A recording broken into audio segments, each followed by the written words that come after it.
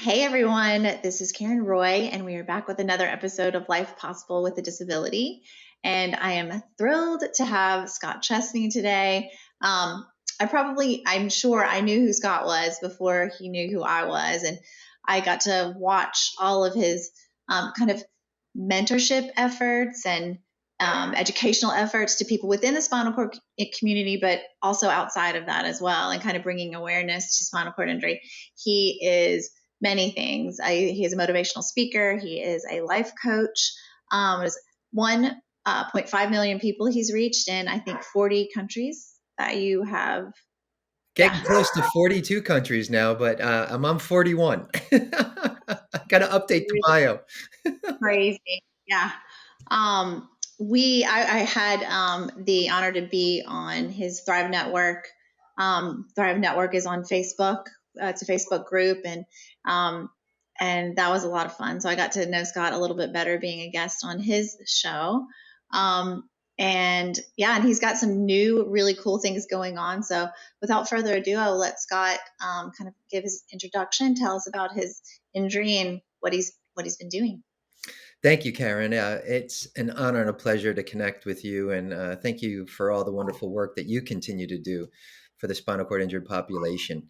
My journey, and again, I think the longer that you are paralyzed, the more that you add to your resume through experiences and through connecting with different organizations. And yeah, it's been a little over 36 years now that I've been paralyzed, and my journey before paralysis was all about movement. And I like to say in a different way, it continues to be about movement, but we always think of an accident or an injury as contributing to one's paralysis. There's also illnesses, and that's how I became paralyzed. Back on December 20th, 1985, I had a very rare AVM, an arterial venous malformation that had been residing in my body since birth. So they said it was congenital, and almost like a sleeping volcano, it could have erupted at any time. It could have erupted never. But so there was no accident, no injury, and it was just a malformation of blood vessels that burst and bled, almost like a stroke in the spinal cord, leaving me paralyzed from T7 down. So it was an interesting adjustment in that it really didn't phase me at all. I took it as a break in the very beginning, almost like from my busy schedule, sports, school, and all that, and just was like, I'm sick, and eventually I'm going to get better. So I think that's why so quote unquote permanence, which I still don't like to put on it, but the duration of this really didn't impact me in the beginning because I was flooded with family and friends and supporters. I got back into school after rehab and really didn't miss a beat. But like anything in life that I talk about and I coach people on now is that whatever happens in our life that is pretty traumatic is that we can kind of feel that in that moment. And whether it be loss, whether it be sadness, whatever goes along with some type of traumatic experience, yeah, that would make sense to feel that in a moment. There's some people who don't. And I like to say we put in our imaginary backpack in which we travel with us and add more experiences to it. And it kind of weighs us down. And some people never, and not to judge anyone, never go in that backpack. But I ended up probably grieving over my paralysis about 12 years after it happened and just got to a point where, you know what, something's not right. I wasn't fully happy at the time. And, you know what, started diving into that backpack and finally grieved over what happened to that 15-year-old boy. And every single um, reason to be upset, to be angry, to be frustrated, to feel that loss. So finally gave him permission. And again, I think it's a never ending journey. It's part of the journey of self discovery, but finally allowed myself to start healing. And I don't necessarily mean curing. That's still something that's a work in progress, but healing on that emotional, mental, and spiritual level, and something that I continue to do to this day. But I'm quite thankful, Karen. I've had an extraordinary life to the point where I tell people, do I want to walk again? Absolutely. I'm more driven than ever before, as we'll talk about. And I know that would make life easier for me, but do I have to walk again? And the answer is absolutely no. I realize that my life is far greater than the use of my legs. And my titles are just representative of that. You talked about my professional titles, which are great, but I will tell you now my personal titles of individual, father and husband are more meaningful. I guess friend too are more meaningful to me than anything. And knowing full well that those two children I'm talking about were basically told that they were impossible, but life's possible, obviously, with Karen. So I can't even use that word impossible here. So I have a wonderful 19-year-old daughter and an amazing, almost 17-year-old son. And coming up on my 20, I got to get this right because I always get in trouble, 23rd year of marriage to my wonderful, beautiful wife, Pratiksha. So I'm blessed, as I believe we all are. Yeah, that's what we discovered last time. And actually, we didn't touch on this before, but mine was like 3 years down the road after getting shot, where I had a really good, I grieved, like a good cry about it. I kind of did the same thing you did, which is 19 years old, just tons of support, jumped right back into college, and doing all of the exercise things that I could possibly get my hands on, but didn't take any time to slow down, and not 100% really like letting it all sink in. So, and then, yeah, like you, I think we've talked about it as paralysis can become your superpower, if you let it. And you have absolutely done that. And I love that the way that you try to bring all of these topics to the awareness of people with living with spinal cord injury, and what a resource you are to people that are either new wheelchair users, or like you said, the process, the journey, it's lifelong. We run into obstacles down the road that we and then to be able to talk about that with other people who have lived it. Yeah, it's a never-ending journey, but I feel that part of our and I can refer to us as our purposes have been kind of uncovered as a result of this traumatic experience. So we continue to age with our disabilities. We continue to age gracefully. Some more beautiful than others, meaning you and me. But I'm just one of those people that feels that that's the least that I can do is to share, and all I have over other people who have been paralyzed fewer years than I have. I just have years of experience that I pass along. And what's interesting about that, I almost like compare that to parenting. I do a lot of workshops with parents, and I tell people there's one thing that parents have over you. And I'll say this to students and they'll be like, intelligence. I was like, no, because there's parents who are not more intelligent than you are. It's years experience. And what we need to do with those people who are older than us is knowing full well, no one will ever go in the same direction and on the same path as someone else. Those years of experience have something to contribute. So been there, done that in some way, shape or form. I think we can learn a lot from that. So I'd love to speak to those who are newly injured, but those also who have been paralyzed even longer than I have, and to share with Mm. them that there's never a wrong time to kind of jumpstart our lives and do things in a different, maybe even a better way based on our previous experiences. Yeah.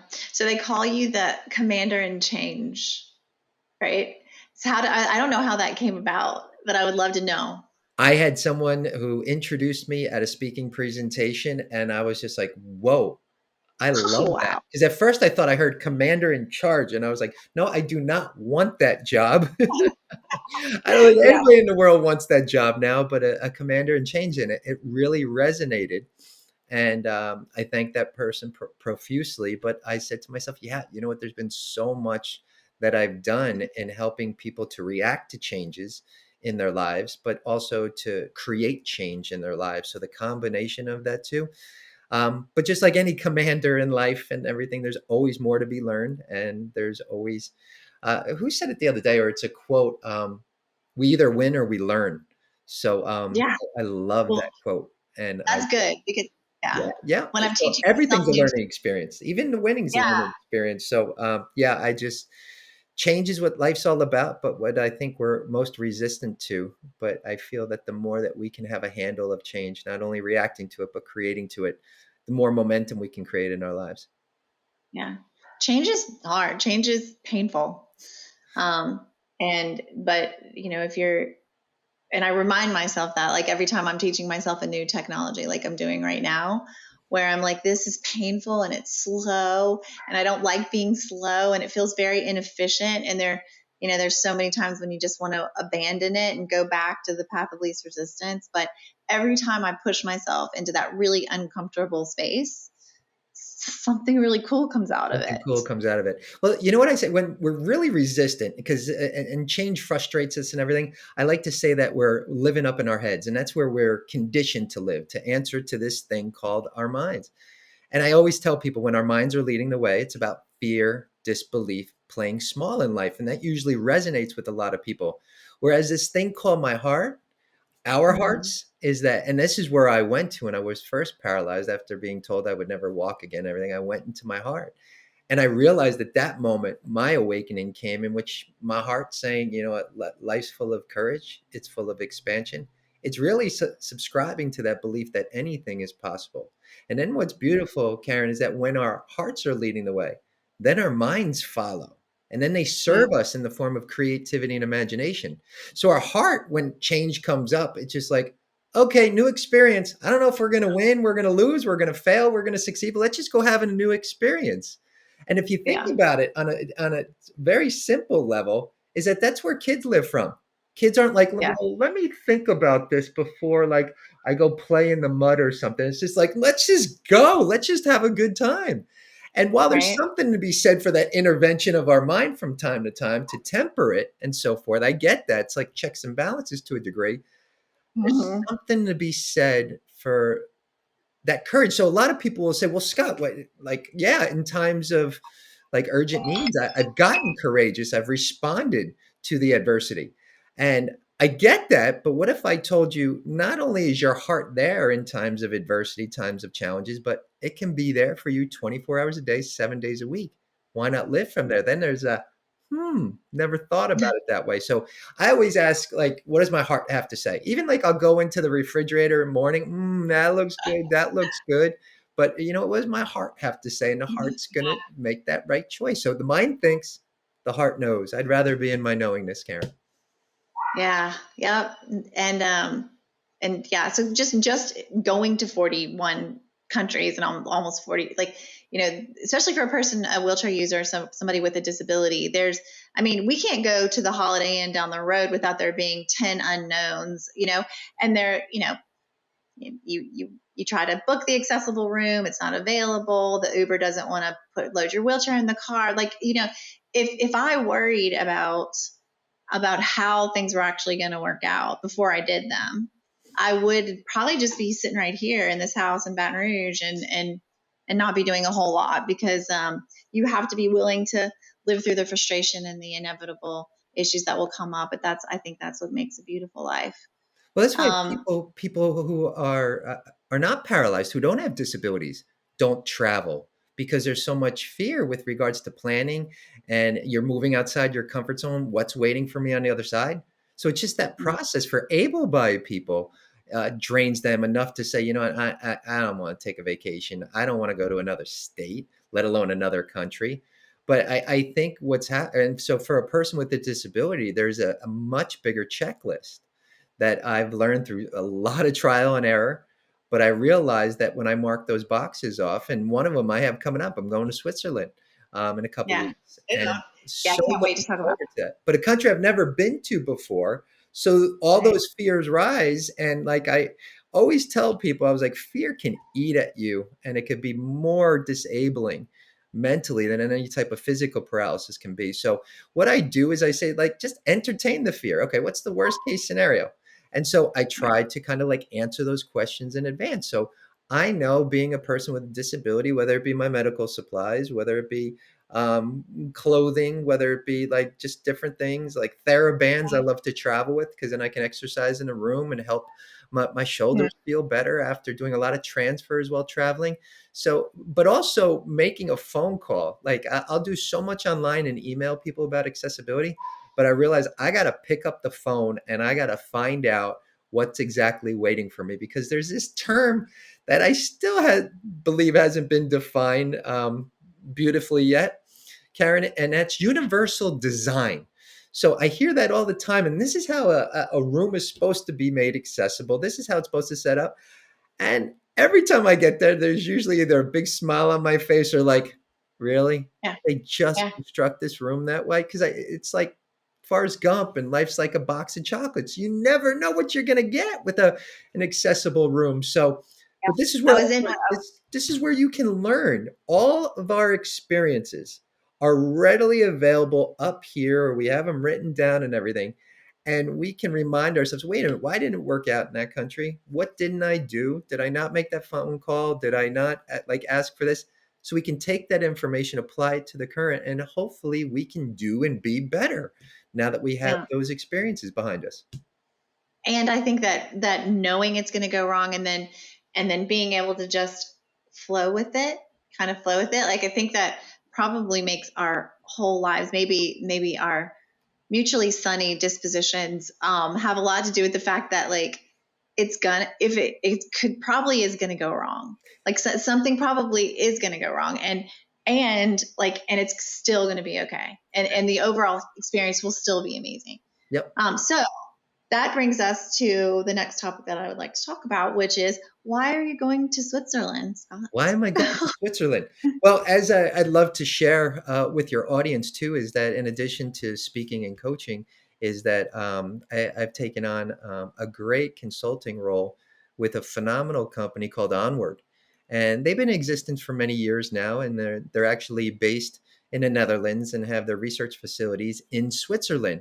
And what they're doing, and it's basically the first company to do so, is that they're taking all this research into like epidural stimulation and getting the spinal cord almost like jump started again, along with transcutaneous and putting electrodes on the skin to help people to regain movement, is that they're looking to bring this technology to market. So we hear so much about clinical trials, we hear so much about research being done, and we're kind of tired to it. But this is an organization that has an end game. And when I say an end game, I don't know exactly what that end game is, because they want to create even like more therapies and more things to help people with their quality of life. And so I'm going to Switzerland to basically see that research facility, to have a great meeting with their marketing team, and really continue to prepare, because we are in the process of moving towards FDA approval that we hope to get by the end of this year. And then it's a matter of kind of like laying out this wonderful plan in which Yeah. we work with rehabilitation centers, we work with VAs, and getting people as prepared as possible for this technology and therapies that are coming that way. And I told you this before we got on the air, Karen, is that I haven't, and it's not from a place of desperation. It's not from a place that like I absolutely hate this wheelchair or this life that I've created for myself in this wheelchair. I actually have a wonderful life. Is that it's the first time, though, realistically, that I've thought about bringing movement, reclaiming movement, and Yeah. bringing it back to this body of 36 years, and knowing full well that it's not about like a cure or removing Running the a wheelchair for marathon. good. Yeah. Yeah. It's a therapy. It's going to be an exercise. It's going to be something that is going to absolutely enhance the quality of my life. But what I'm excited is that so many people have gone through these clinical trials so far and everything, is to, I've always said, I can't wait for my friend who's a quadriplegic, or people out there who are quadriplegics, to get use of their hands or their arms back, that they can give them the independence that paraplegics or lower level quadriplegics have. So I've always said, like, I can't wait for technology to benefit them, or you know what, those other. What I've done now is I've said, how about we? How about we Yeah. prepare now, and including myself in that, not excluding anybody, but including myself in it, and saying, let's go. Let's all go and benefit from this, and absolutely believe it's happening. So, yeah, I've never been to Switzerland before. Looking forward to it. I was told to expect a lot of mountains, a lot of hills, and a lot of cobblestone. I was like, wow, that makes for the perfect terrain for a person in a wheelchair. I'm so looking forward to it. But no, it's Yeah. going to be a great trip. Those European countries are always, they're ancient. So They there's a didn't lot of have culture. us in mind when they were being built. I'll tell you that. Yeah. Well, I'm 34 years in as a wheelchair user, and so we've kind of followed the same journey. And there have been, Christopher Reeves and all of the money that started to go into spinal cord injury to a cure. At the time that I got shot and paralyzed was 1987, they were just like, here's your wheelchair, have a nice life, right? Like, you'll never walk again. And I remember at 19, I knew that there were standing devices, and there was some people can benefit from functional electrical stimulation. So there was a bicycle at the time, and this is in 1987, right? Like, this technology existed then, and I wanted all of it. And the doctors were like, I don't know why you're bothering. And my response was, number one, this is the only body that I've been issued for this lifetime, so I prefer to keep it in shape. I joke and said that you've underestimated my vanity, because if there's any ways for me to stay in shape or keep some muscle tone in my legs, like, I'm doing it. And then number three, I remember saying as a 19-year-old in 1987, you have no idea what's going to happen in the future. You have no idea whether or not there will be a cure for spinal cord injury. But if I've not taking care of myself, I mean, number one, I might not even be here right now, because you get a wound, you become septic, you get a UTI and become septic, we might not be here. So also, if you want to check it out, there's an interview, I looked it up on YouTube, that Scott did with Dave Marver, who's the CEO of Onward. And it's an amazing interview, and he seems like an amazing guy. And I love that they've chosen you to help share this with all of us in the United States, to know that, we've heard it a million times, but to see that we've got people who want to put a timeline on this and want to put something out to market. Well, It's the I'm first gonna time. tell you, if you like that interview, we have one coming up with Maggie Goldberg, who's the president and CEO of the Christopher and Dana Reeve Foundation. We also have Dr. Courtine, who's the chief scientific officer for Onward, who I Mhm. interviewed, and some things came out about like him just like being the biggest Superman fan and being driven, because always curious as to what gets people involved in this field and involved with spinal cord injury. Obviously, if you have a spinal cord injury, you have that natural connection to it. But other people who haven't, like, how have you been affected? Was it someone in your family who experienced something or something? And one of his biggest things was like Christopher Reeve, and Wow. knowing full well that what he's doing now. I know Christopher's up in heaven, just beaming like like ear to Finally. ear, and knowing full well that the Reeve Foundation is one of Onward's partners. They have an investment in that, so that Wow. says a lot too for like the quality of life initiatives, and also the research that the Reeve Foundation involved with, to get involved from an investment standpoint, knowing full well that, again, products are coming to market. That says a lot about the Reeve Foundation, and saying, hey, you know what? Let's go. Let's get to one of these finish lines and get there as quickly as possible. So It's been so frustrating for years to see little articles, or, they had an external stimulator, and there were like five guys that with fairly new injuries, maybe not, I mean, I'm not even sure if they were Asia A, if they were complete or incomplete, I don't know. But you see this and it's in the news, and people are like, well, why can't you have that? And I'm like, that is a great question yep. that I cannot answer. Well, and So here's the thing. So yeah, so there are products that are coming that people are going to be able to have access to, and getting insurance on board is one of those things too. So I meant there's not a very large cost to those who either don't have insurance or don't have the means to. So, mhm, but it's an exciting time, and it's one to really get excited, and knowing full yeah. well that it can absolutely benefit us. The cost of paralysis is high. And as we talked about when I was on your show, um, people who are paralyzed use wheelchairs, and that's what people see on the outside. But most of us have neurogenic bladder, neurogenic bowel. There are other things that go along with that. Many of us do intermittent catheterization, or a lot of people use an indwelling catheter of some form. And we're at much higher risk for bladder cancer, which I was diagnosed with in October.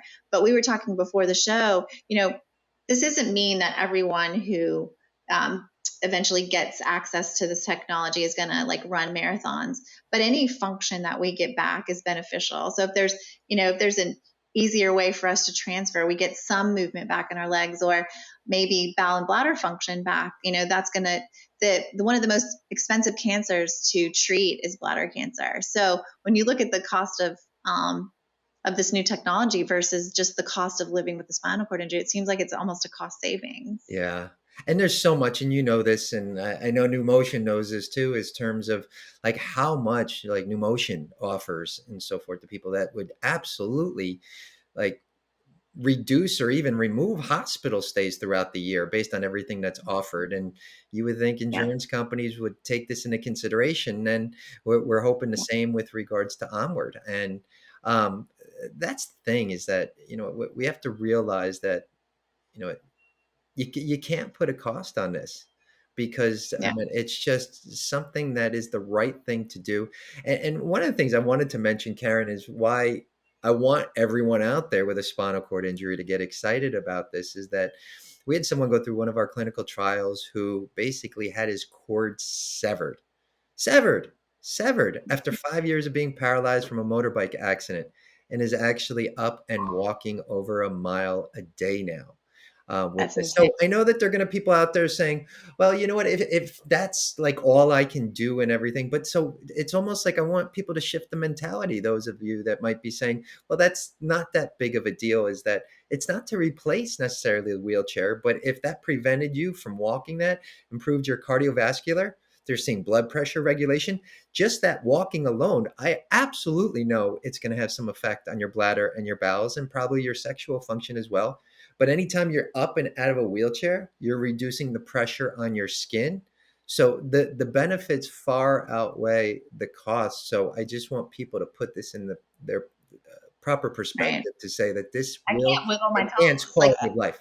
Is it the cure right. all? No, no one's claiming it to be the cure. But will it enhance quality of life? Undoubtedly, yes. Yes. For people to be able to independently shift their weight, um, really is, I mean, a wound, that gets you septic. You're a couple $100,000 in the hospital, and it's really hard to stay employed like that, engage with your family. I also had 3 kids after my injury that are now in their 20s, and trying to keep up with them. And, like, they want to go see a comedy show in New Orleans and spend the weekend, like they're, the anything I can do to stay healthier, to be able to engage with the people that I love and do the things that make life, this beautiful life worth living. Like you said, there's really not a downside to this. Any function that we might get back. So I hear you. And again, they're looking at all these areas too, because they realize, I mean, that this is, and it's part of my role to bring them closer to the spinal cord injury community, but to also educate them based on my own experiences and working with people with spinal cord injury. They realize, and you more than probably people would think, is that they realize that these bladder, these bowel issues, the sexual function, the blood pressure, like these, for a lot of people, are actually more important than standing and walking. So they've taken that into serious consideration, and are doing a tremendous amount of research. So looking at all the things that we have absolutely lost from a physical capacity as a result of our paralysis. I mean, they are examining, and that's why I'm so grateful to be a part of this team, and that's committed, that's passionate. We have people like all over the world that are examining this right now and doing the best to, again, roll this out to the public when the time is right. before I knew you were working with them, literally in the last couple of days, I started seeing it was out in the news. And I think, and I've had, when you are paralyzed for a long time, your friends and family will be like, oh my gosh, I just saw this on social media, and they're like sharing it. And then our interview was coming up, and I'm like, wow, this is timely and amazing. Um, and something that, gosh, like, I know I was talking a big game at 19, right? 34 years ago. I'm like, you don't know what's going to happen. But then you do come to a point where you're like, I may not live to see this happen, Yep. you know? Yep. And that's being real. And again, up until Onward, I was in that place. And almost like every day when I would hear something, I would be like, wow, I don't know if I'm going to benefit from it, but I'd absolutely love to see that person who's much younger and newly paralyzed, or people down the road who become paralyzed, benefit from this. So I got to do whatever I can in the here and now. And part of my mission with Onward is to get people prepared for this Mhm. technology, for these therapies, for these products. And so that means, again, and I'm not just saying this because you're interviewing me, Karen, is that, wow, anyone out there want that kind of like routine of preparing themselves? for this technology, just give Karen a call. Karen is Yeah. standing so much. Karen is exercising. She's getting her cardiovascular going. She's getting checkups when necessary. She's either leveling out the osteoporosis or like slowing it down considerably. So it's a matter of, I tell people, like, doing more standing. Well, you know what, Scott, I haven't stood in 5 years. All right, get back to the rehabilitation center, make sure that everything is fine. So anything that I'm suggesting with regards to preparation, talk to your doctor, talk to your SCI doctor, talk to your urologist, whatever, whoever it may be, and just tell them, listen, I want to be healthier. I want to live healthier. Let them know about this Onward technology and eventual products that, you know what, you're hoping you will be a candidate for down the road, and Yeah. getting back into a routine. And I mean, every day, if possible, to do something. So I'm not riding my FES bike every day because I don't have the time for it. Am I doing it I every know, other right? day? Yeah. Absolutely. Am I trying to stand every day if I'm not traveling and everything? Yeah. Absolutely. Am I stretching my legs? Am I doing whatever it is that I can? Absolutely. So I mean, it's staying busy, it's staying active, and it's Mhm. giving our body, because you just can't show up if you haven't taken care of your body. You just can't show up. Yeah, will there be some movement and everything that's going to be restored?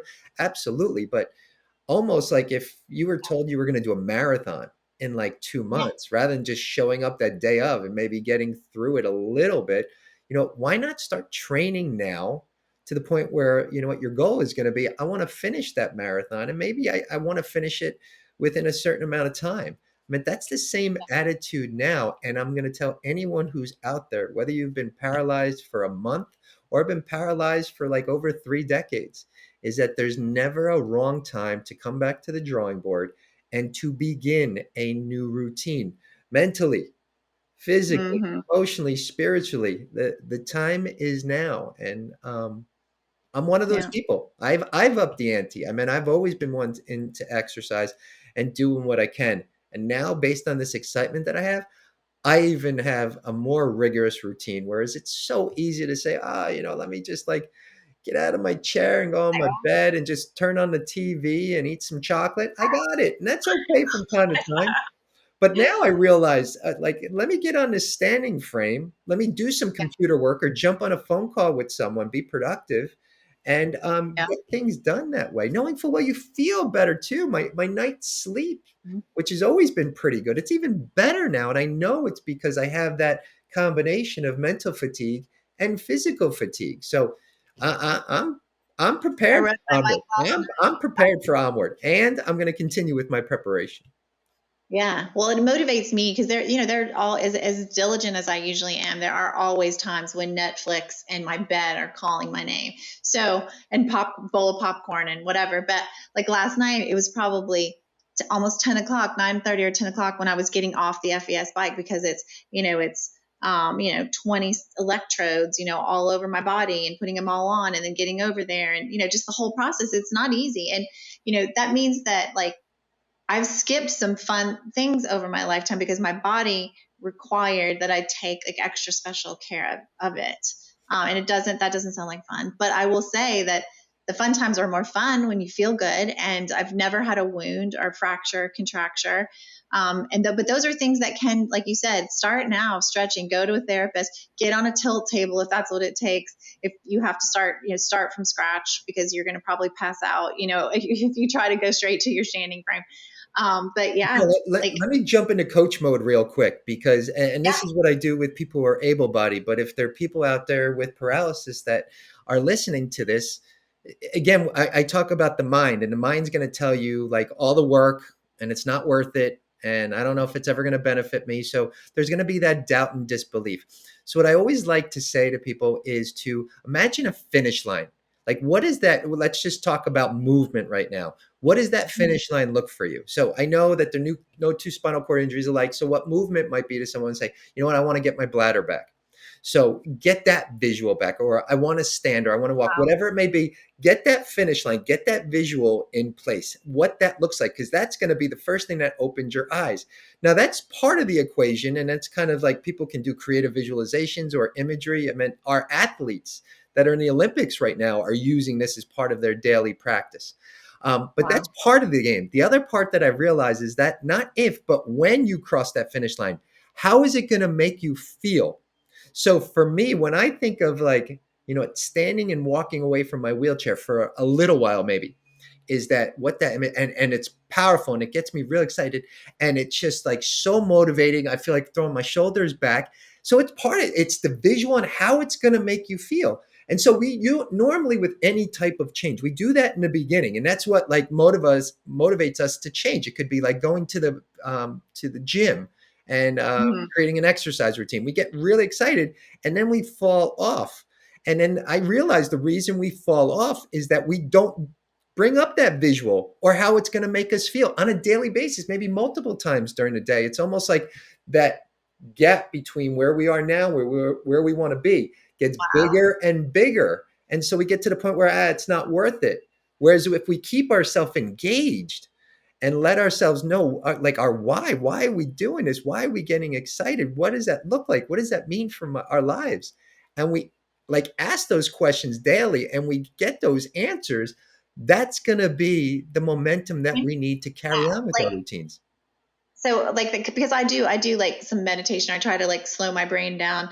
You know, I think you and I are similar in personality type, whereas like there are 18 things I want to do and I want them all done right now. And you have to prioritize. But so for me to like lay down and slow down and slow my brain down.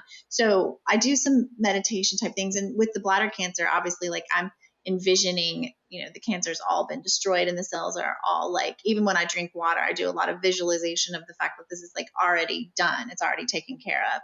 So do you slow down in the morning and in the evening again? Do you like, does your practice look like? Yeah, I need balance. And if you were to talk to me like before I started doing all my travels and researching alternative medicines, all this, you talk to me about meditation, I would have said like just being naive and being like uneducated or anything. I was like, yeah, go to India and find that person on the top of the highest mountain in a jumpsuit going, oh.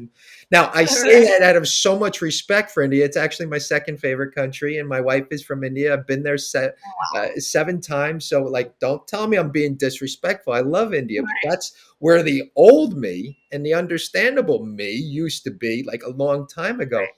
But I Yeah. realize now is that we need balance, Karen. So, as much as we are on the move, and I'm referring to you and me, and probably a lot of people out there, is that we have active lives, is that what's the opposite of movement?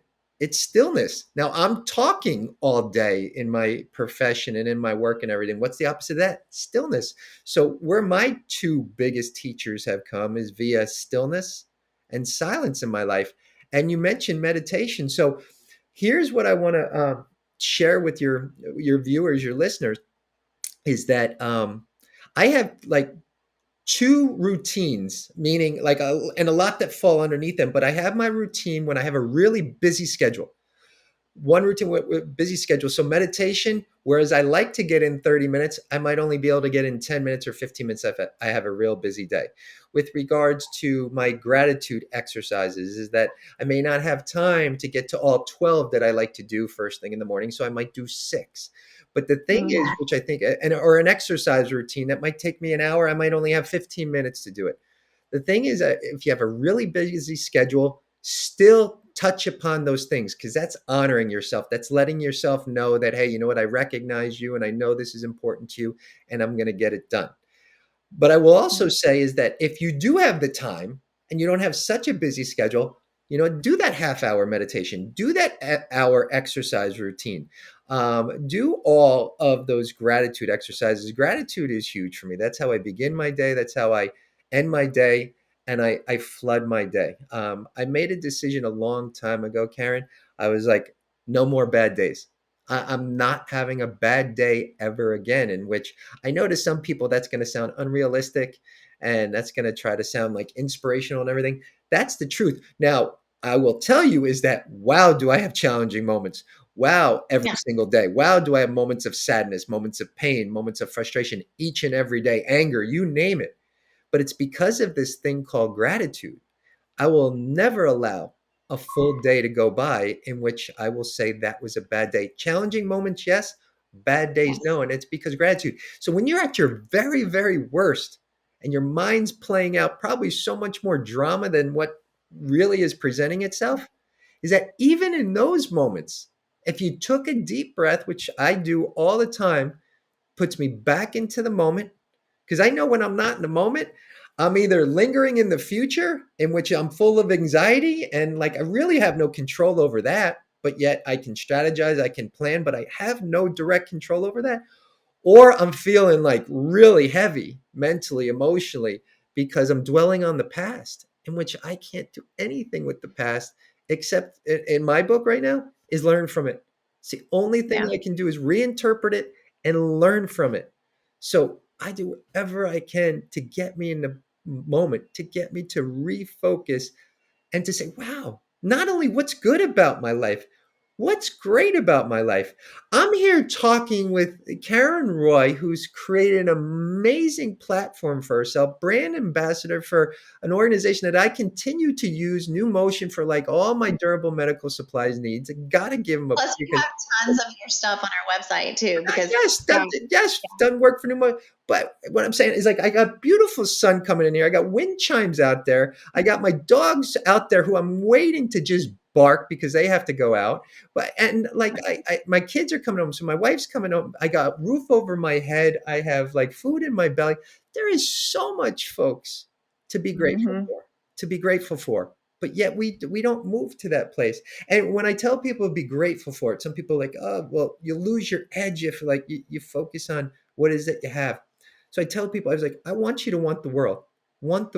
And if you're out there right now, I want you to want to move again.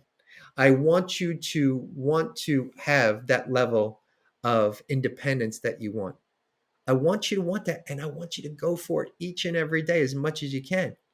But what will help in this journey, and what Karen was referring to before, is what is that we have? If nothing changed, but I'm telling you, there's a lot of change that's coming up, so get ready for it. But if nothing changed, is that how awesome is your life right now? What it is that I have in my life, if nothing changed. Make that stronger each and every day than the wanting. The two can go hmm hand in hand, but when you can be in appreciation for everything in your life, every experience, good, better, and different, has led you up to this very moment. When you can be in gratitude for that, is that wow, it's almost like life becomes a scavenger hunt to your point, like you're overturning stones and saying, like, what's next? Who's that You're person right. I'm going to meet who has a message for me and I have a message for them? What's that Yeah. next step in my progression that I'm supposed to be taking? That's when like life becomes exciting, like really Yeah. exciting. Well, if people, because I love being with you. I mean, it's your spirit of gratitude. It speaks to my soul, and I always learn something from you. And actually, now I'm going to incorporate the visualization of me walking away from my wheelchair, which almost made me cry when you said that, to my daily meditations that I already do. I never even thought of that. So like I learn something every single time I talk to you. Tell the podcast listeners and viewers where they can find you, and then specifically if they want to keep track of the progress of what's going on with you and Onward, how we can keep up with that. Absolutely. So they can reach me at www.scottchesney.com. So that's SCOTT.com.